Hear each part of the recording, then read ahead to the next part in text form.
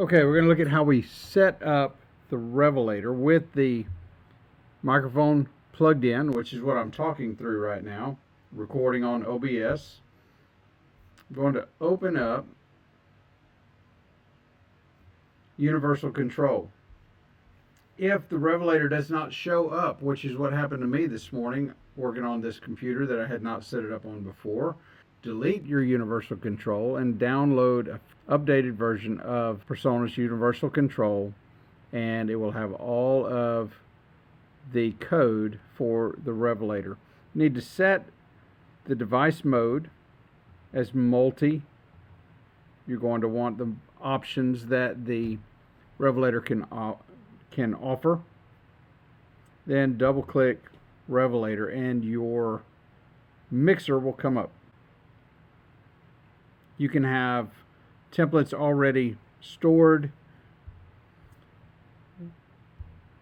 where you recall your default or your saved mix for whatever podcast or whatever project you're working on. This is your Revelator microphone. It includes the PreSonus Fat channel. If you're familiar with the Studio Live boards, we'll talk about that in just a moment. So essentially, if you're doing a podcast or quick recording or an interview, whether it's in OBS or a DAW or QuickTime even, begin recording. You are able to control volumes going to different sources. If you're doing a live stream or a separate recording, you're able to mix those differently. So let's talk about the Fat channel real quick. It is your high pass filter, your gate, your EQ, your compression, your limiter, any type of voice filtering effects that you would have. This is everything that you would have on a Studio Live board built into the mic. And why I say built into the mic, I mean if you decide that you're going to record remotely and plug this microphone into your iPhone and record a video that way, you have a high quality microphone, and everything that you selected previously is available to you. Let me show you the voices. I'm using broadcast male as an effect, or basically a setting on the microphone. I could switch to robot. This is drastic. You probably would not use this on much, but there could be some factors. Or facets of that mix that you want to use. This one is AM radio. Can you hear the effect? There are other voices that we could choose. You'd also have reverb on a separate channel because that's the most needed effect. Whether you're doing music or even with the spoken word, you could add in a reverb to give some feeling of room to your communication. So we've covered most of the Fat channel, the effects. If you go into settings, this is wonderful option of the Revelator microphone. You can choose the polar pattern. With this first selection, that's for somebody speaking directly into the front of the mic. But let's say you're doing a cross-table discussion. That selection would open up the back of the mic also. So you could have one mic, center table, two people, easy discussion, nice recording. Or what if you're doing a round table? 3, 4, 5, 6 people around a table. Set the mic in the middle. You've opened up the full function of the microphone in a 360-degree pattern. But since I'm by myself, I'm going to put it back. You're able to set up delay. Here you can alter the button on the front of the microphone. It either has 4 clicks, 4 options of voices, 2 options of voices, or just one with no other options so that you can't accidentally switch to robotic voice while you're doing your podcast. You can also change whether the mute button on the front of your microphone mutes the mic or just mutes the headphones. The microphone makes the most sense to me.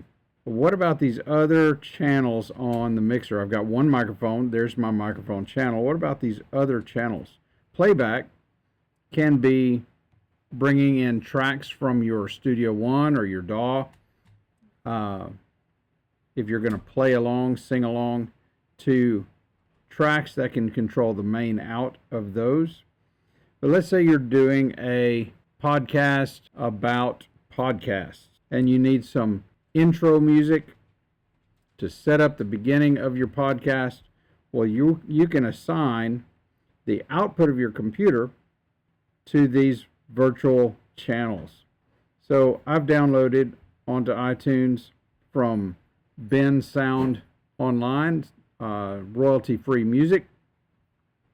And I'm going to change my output on the computer from the Mac Pro speakers to Revelator Stream A.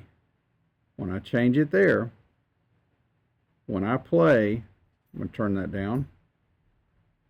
When I play my background music or my intro music, there it is playing, and you're not hearing it. I made the mistake earlier on my OBS software. My audio needs to have the audio coming from the Revelator stream mix. So this would be how you set up your live stream audio.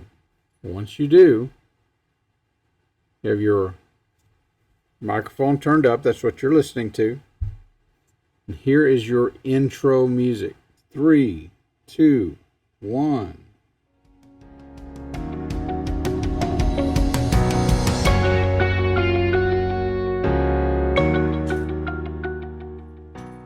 And welcome to the podcast.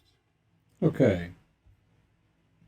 So you can see I've got some reverb on. I didn't talk about this earlier. I can go with a big reverb, and I can also get into the parameters of it. I can go to a preset that's a small reverb and listen to the difference and find what fits best. You can still see my music playing in the background. And I've named that iTunes. If I want my playback to come from Studio One, I can name that also. This might be, say I'm doing conference calls with Zoom. That could be the input from Zoom. Set up the audio that way. This stream B could be my output to Zoom. This could be my output to a live stream, podcast, or whatever. So those are all customizable. I'm recording this as a screen recording on OBS. It's free download.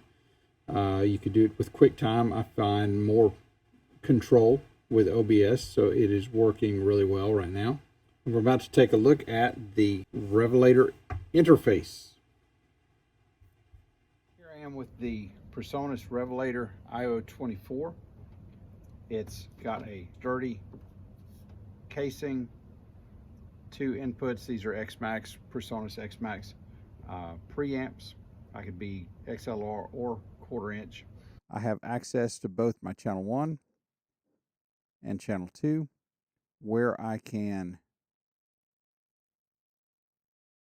adjust the gain. I can adjust the phantom power and the high pass filter. So we can operate independent of the universal control, or we can go in and use the universal control software just like we do with the microphone. With the software comes up, we need device mode in multi. Double click Revelator, and there we have our interface just like we had with the microphone, except we have channel 1 and channel 2. Channel 1 and channel 2. I showed you, here's my gain knob. I showed you I can control that gain. I can turn it down, I can turn it up, or I can adjust it here on the software. I've got 2 vocal presets or input presets. If you're doing a guitar or another instrument, you could set that up for channel 1 and for channel 2. Right now I've got broadcast and vocal. I can select between the two. 1, 2, 1, 2.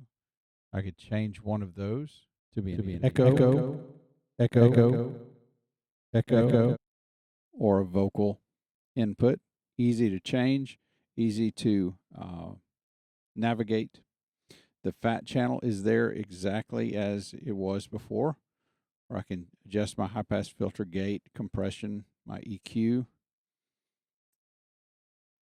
I can make it tailored to my voice or my instrument, my limiter, my vocal effects. I'm able to bring my playback in from Studio One or Ableton, Zoom. I can stream to YouTube, Facebook at the same time with different mixes and record. I can also connect this if I want to stream. This is the easiest configuration. If I want to record, I can record into Studio One, or I've got Ableton open here just to show an option. I go into Ableton Preferences and I set my input to the Revelator. I set io24. I set my output to Stream Mix A. I can start recording. Check. Check 1, 2. Check 1, 2. And then I can also see that my Stream Mix A is coming in from Ableton Live. And I can mix that in.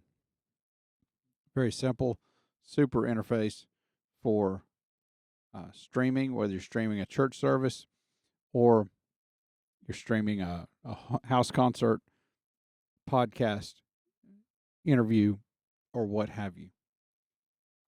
Check out the io24, check out the Revelator microphone, and see what you can create.